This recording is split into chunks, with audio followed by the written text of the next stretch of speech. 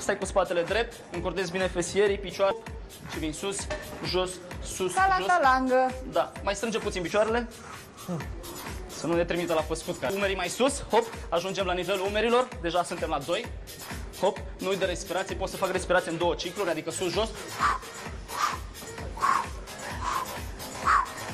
Și încerc să merg cu kettlebell-ul puțin mai sus. Exact. Și când îi dăm drumul, zi-mi exact. Nu-i dai drum, hai, continuă. Că poate spargem capul la cineva. Da? Deci fundul kettlebell-ului trebuie să fie exact deasupra frunții. Ăsta deja e nivelul 3. Ok, foarte bine. Putem să încercăm același lucru cu o singură mână? nivelul 3? Da, ok. La jos. De data asta, întorci mânerul la kettlebell într-o parte. Începem la fel. Mâna care e liberă urmărește tot timpul mâna cu care lucrezi cu kettlebell-ul. Și începem din nou. Și la fel, începem de la 1. 1. Hop, hai să facem același timp. 2 și... Auzi, dacă tot mi-ai adus o bilă din asta roz pentru fată, de ce nu mi-ai dat una cu 1 kilogram? Pentru că nu există. Astea sunt kettlebell-uri originale folosite la competiții. Trebuie să știți că există competiții. La o competiție trebuie să faci 10 minute. Bărbații fac cu 64 de kilograme sau cu 32 de kilograme, depinde de exercițiu. Hai să schimbăm mâna. Să încercăm să schimbăm mâna. Timp de 10 minute. Cu un bărbat cu 64 de kilograme. Eu am 67 de kilograme, deci ar putea face cu mine asta? Bineînțeles. Acum depinde de exercițiu. Nu depinde de exercițiu. Înapoi la tine, Dimi. Ideea e să încerci să stai tot timpul cât mai dreaptă, să nu te balansezi dintr-o parte în alta, să simți că lucrează oblicii, da? Și acasă putem să facem chestia asta cu un bidon de apă? Bineînțeles. Dacă îi pui mânere, da. Păi are ăla de 5 litri, nu știi? Nu beau apă la 5 litri, da? O să gaud. Oprești și începem partea cealaltă.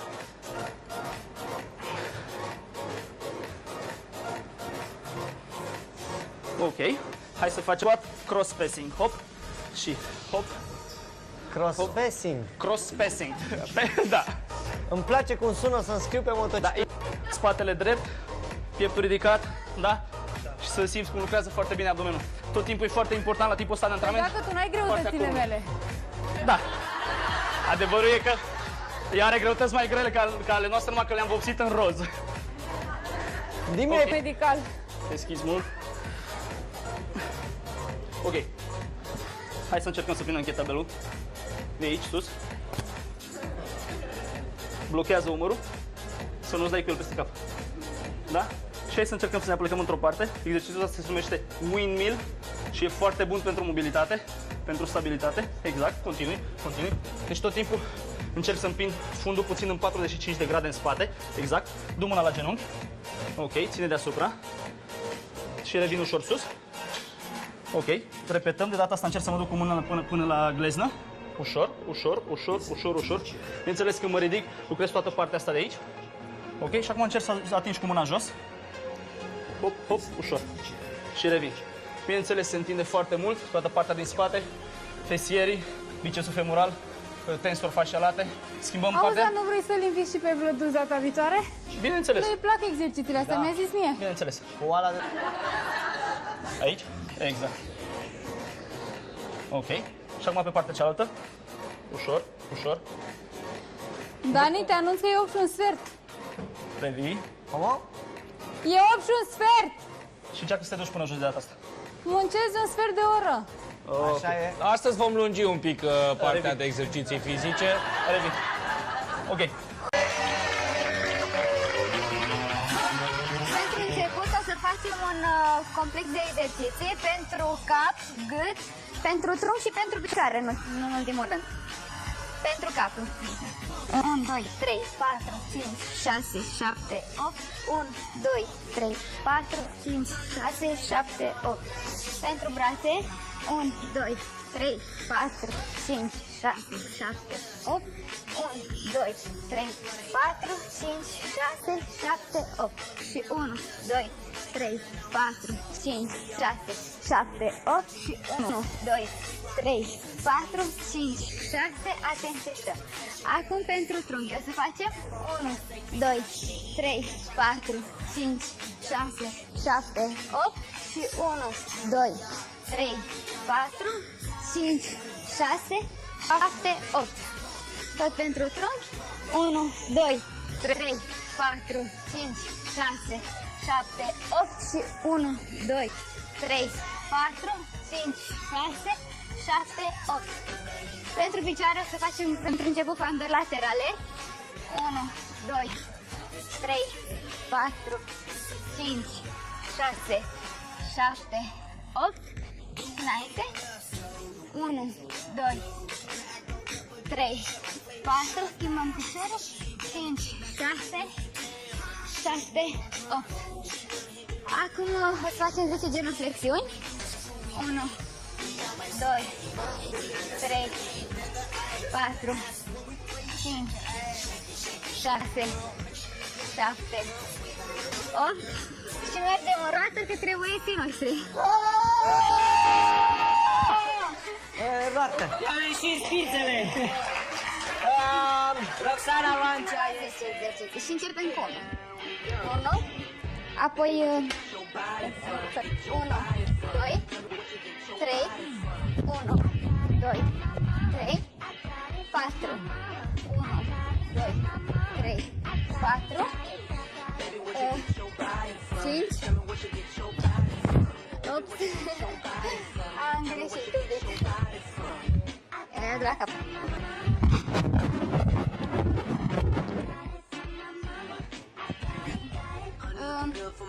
Acum 6.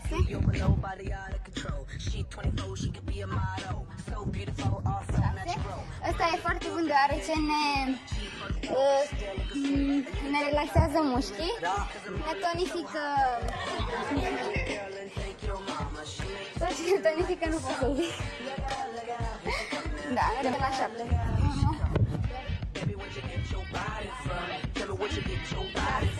7. Acum 8.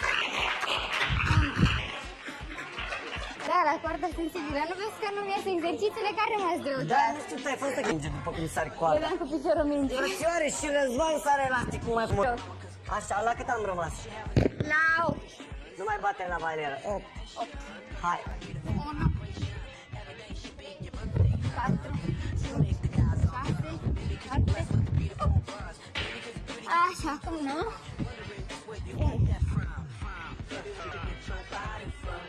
6, 7, 8, mai ca la sport. Bun. Și 10. 10-le e foarte greu. Hai să vedem. Cu numărătoare. Și ce se întâmplă, da? Nici eu nu știu ce Nu se mi-iese nimic azi. Ba-ți iese, crede-mă. Nu mi-iese nimic, scuze.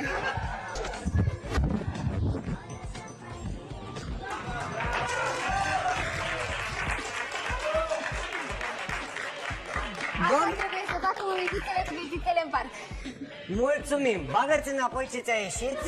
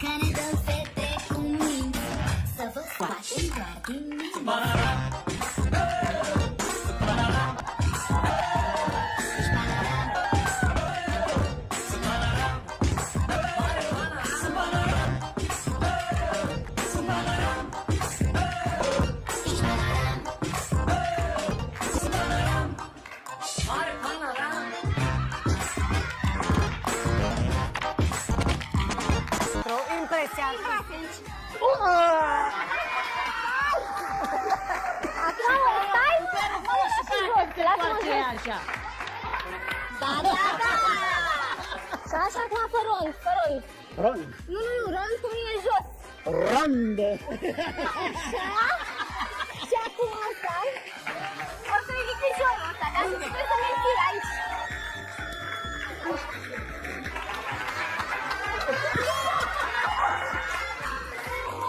E Țin o secundă și de aici revin înapoi și 1. Cobor, controlezi 2. Foarte bine, bravo. 3. Bravo. Strâng 4. Păi gata, am învățat, deci pot să stau liniștită, nu? Excelent, încă. Perfect.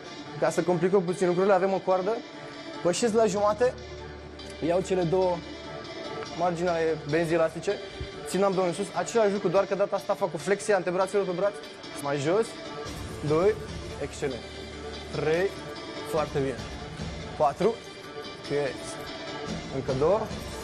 Și ultima, și vreau să stai 2 secunde. 1. Și îi strâng fesier, revin.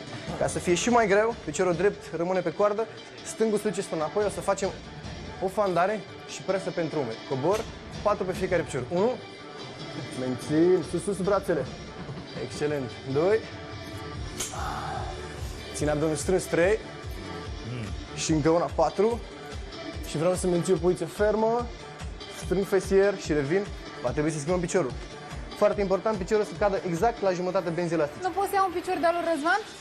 Dacă mi-l împrumute, pregătesc, brațele sus, strâng puternic abdomen și 1. Întinde, foarte bine. Încă 3, cobor, mai jos. Unchiul jos. Hai. Încă 2. Asta da, e ok. Da? O variantă mai simplă. Coboară. Excelent. O să-i cer ajutorul colegii mele. Vreau să facem Te rog eu, fermotă. ajută-mă și pe mine. Trecem Faci față un în pic în față. locul meu? Nu. Schimbăm exercițiu. Carmen o să țină de la jumate, te rog să te ridici. Ții cele două capete și deci vreau să tragi puternic spre înapoi, blochezi și trag puternic de coartă. 1. Carmen, du-te puțin mai în spate. 2. Să nu-i dai drumul la 3, niciodată. dale lui Răzvan, nu. 5 și ultima. Strâng puternic, strânge, ultima. Strâng, mențin, blochez și foarte bine. O grupare și de aici stând pe două picioare, ok? Ok. Sus și excelent, bravo. Foarte bine. 2, urc fesier, încă 2.